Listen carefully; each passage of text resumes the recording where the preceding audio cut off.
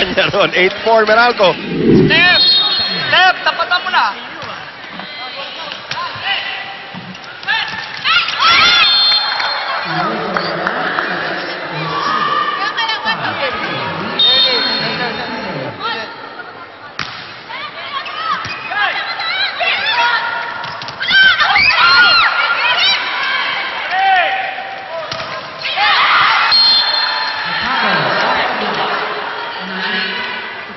They are up by 4. At si Oliver Almadro, I'm sure you've experienced him already, Michelle, Yes. na he's one of the most animated coaches who knows exactly what he wants as Bernadette Font scores down the line.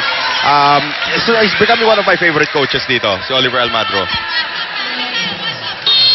Sobrang talino pagdating sa volleyball. Oh, yes. Alam mo na alam niya yung ginagawa niya, and yung tinuturo niya sa players niya.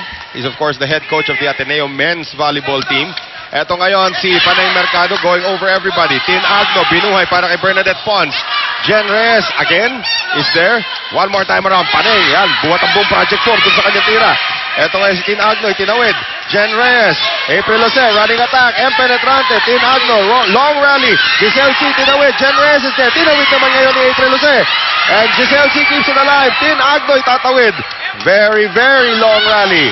Panay Mercado, wala ng coverage. Short, hindi na umabot ang open spiker natin na si Fons. Bernadette Fons still smiling. Baka nahihilo pa siya kanina nung tinamaan siya sa ulo ni Maika Morada ng bola. At least hindi naman direct sa mukha.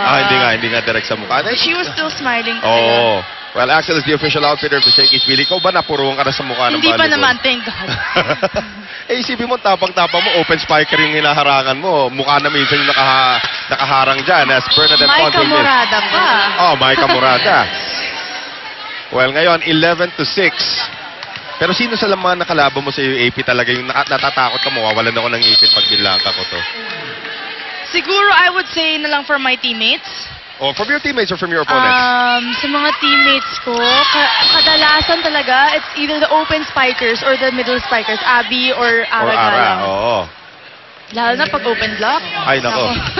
Paano yan sa kalaban? Sino? I would think Eliza would be a problem Yes, for you. Eliza Valdez is very strong. 12-6, early timeout for FEU.